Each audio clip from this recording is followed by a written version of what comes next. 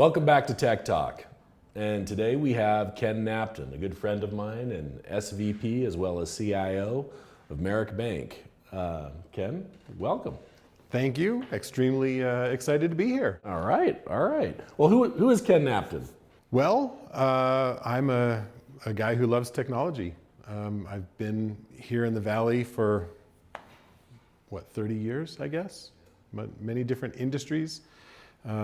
Started out as a software developer and then worked my way kind of through the architecture path up to CTO, and then I made the switch over in the operational side to be CIO, and like I said, worked in many different industries. I've been in mortgages, nonprofit.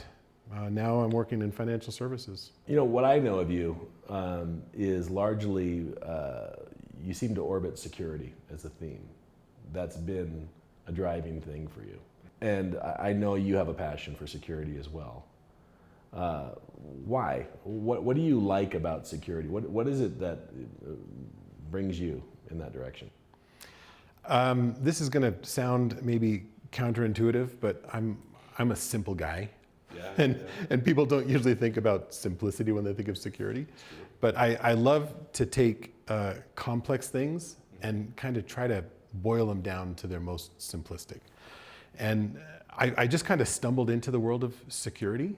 I started out, as I said, as a developer. I was working on Landesk enterprise management tools, and I was specifically working on Virus Protect, which is kind of a security environment. And I moved into other kind of security-related tools from there before taking the seat as a CIO. And so I already had a lot of experience with these tools and trying to build enterprise solutions in a way that makes sure that we have the right people accessing the right stuff. Right. And so, for me, security really boils down to just two questions. Are you who you say you are? And do you have access to whatever you're trying to access?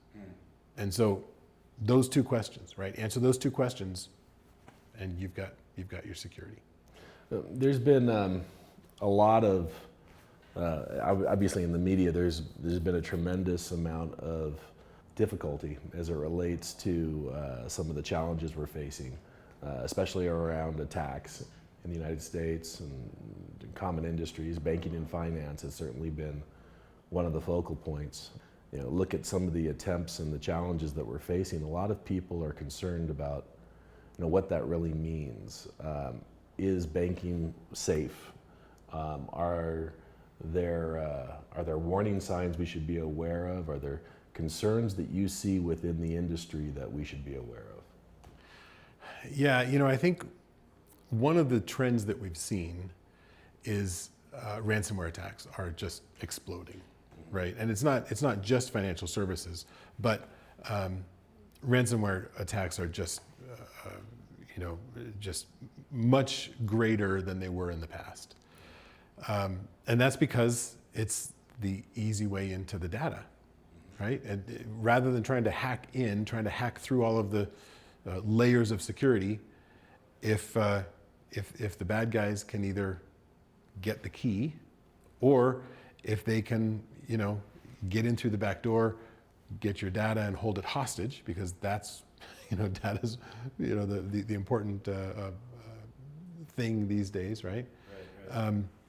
Then, they've made their job easier. They're not having to hack through all the layers of security. So, one of the things that I found in financial services is I don't have to fight for my security dollars like I did in other industries. Because if there's two sets of data that are most desired, right, that are of biggest concern, it's healthcare information and financial data. Yeah, I imagine. Yeah, and so with the financial services, it's security is not cheap. No, it really never is.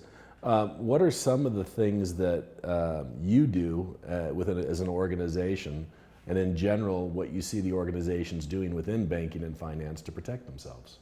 So I think that it's important to establish an overall security program. I think that and again, I have the benefit of looking at other industries because I've been in many different industries prior to coming to banking.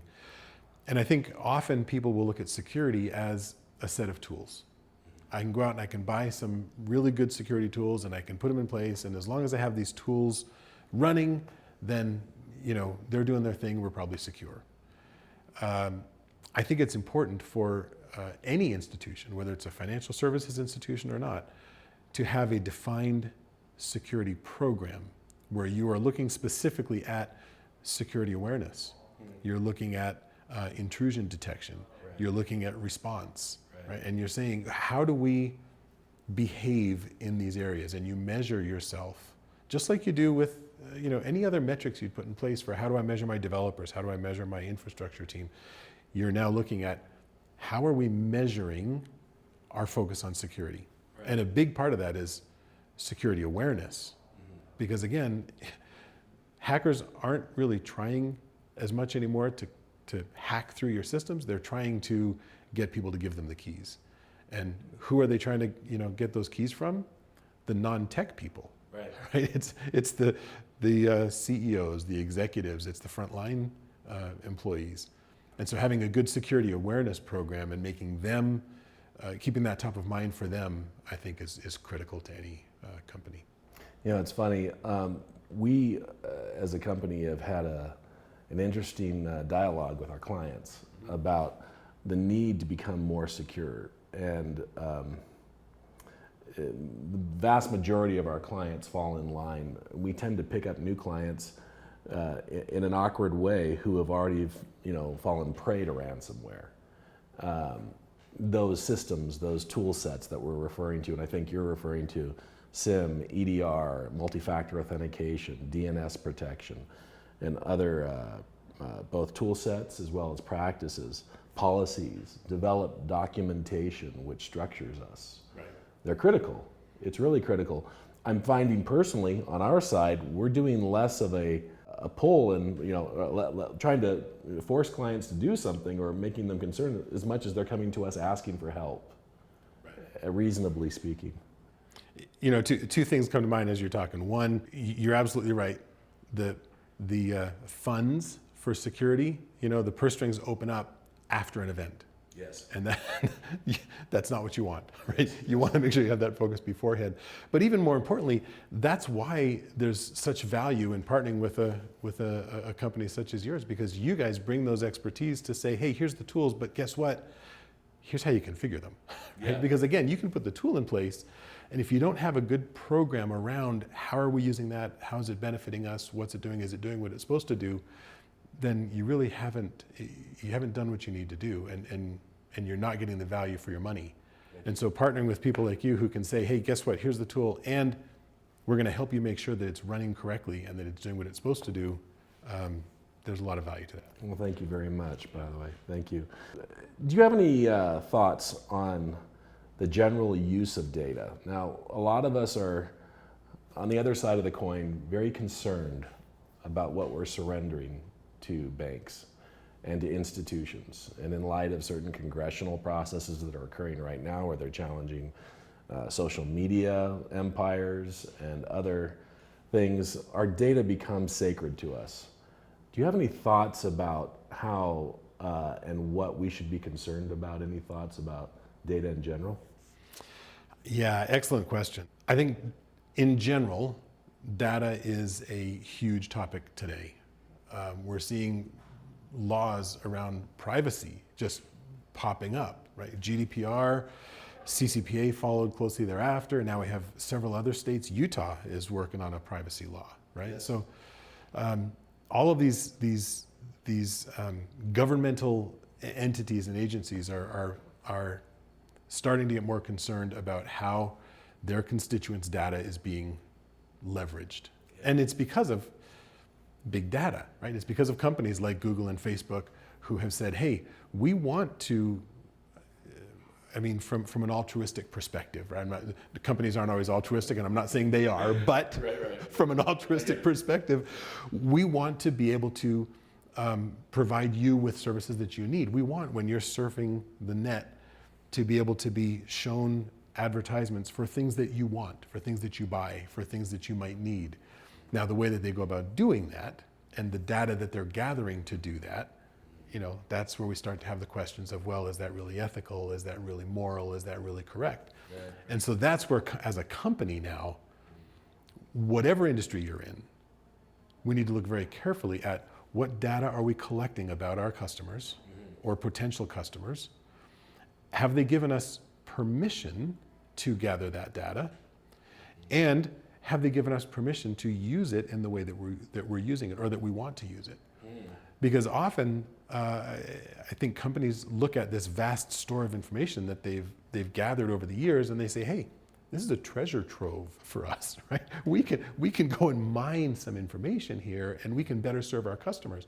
And again, giving them the benefit of the doubt, maybe they're being altruistic about it, and saying that we really want to just be a better company at how we provide our services.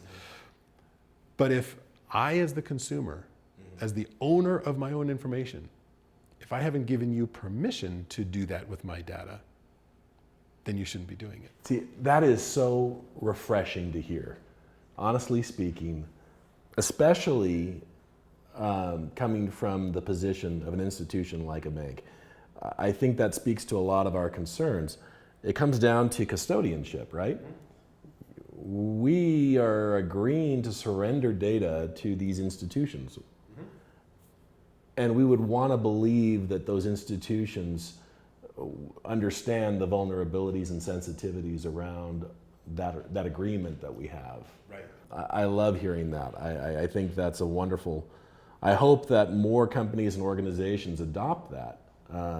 Certainly, we want to make sure that we have that kind of behavior. Well, I think they're going to be forced to adopt that. I think that's where these laws are kind of driving to, is to help companies recognize that they do not own that data. They are the stewards of that data. The ownership resides with the individual. And think about it, I'm not always volunteering that information. I have to provide my social security number in order to apply for a loan. I have to get, there's certain information that I'm forced to provide if I want the service that bank or lending institution or whoever is going to provide that service for me. And so I really don't have a choice in handing over that information. But if my email address gets compromised, not from my fault, if I hand it off to someone and some other company isn't careful with my data and that gets compromised, yes, it's a pain. It's like a credit card that gets fraudulently utilized or lost. You can replace it, right? I can replace my email address. Right. I can't replace my social security number. No. I can't replace my birth date.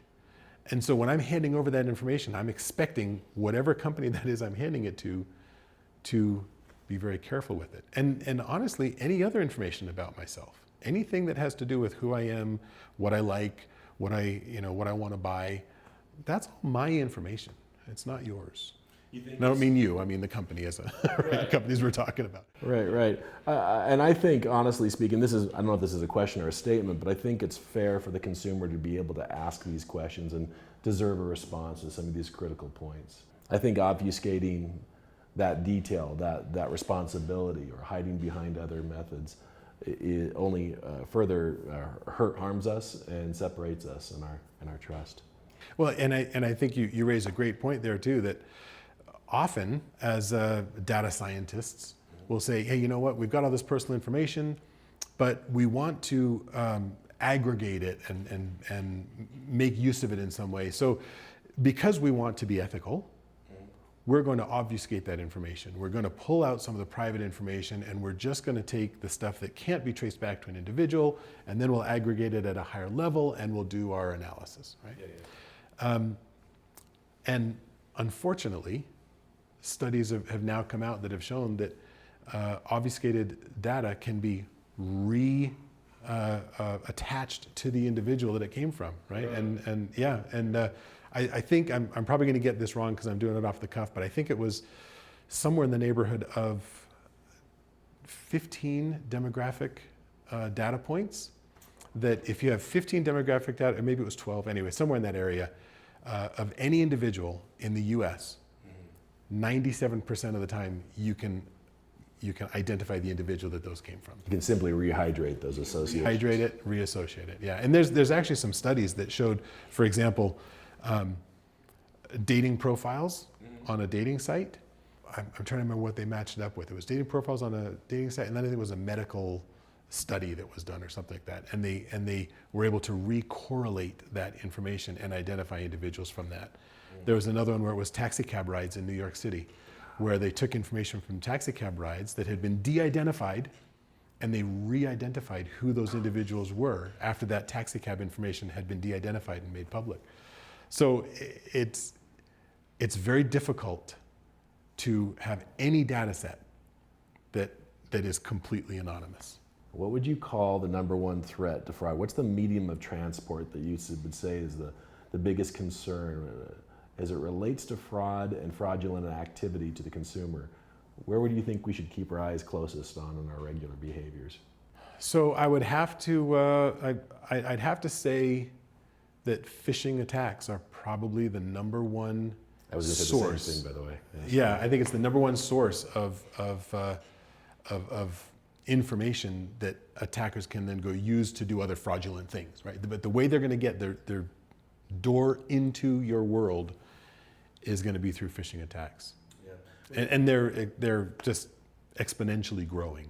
Yeah, we did a little study here at CRNT on this prior to this meeting, and 96% of banking and financial transactions are now occur online.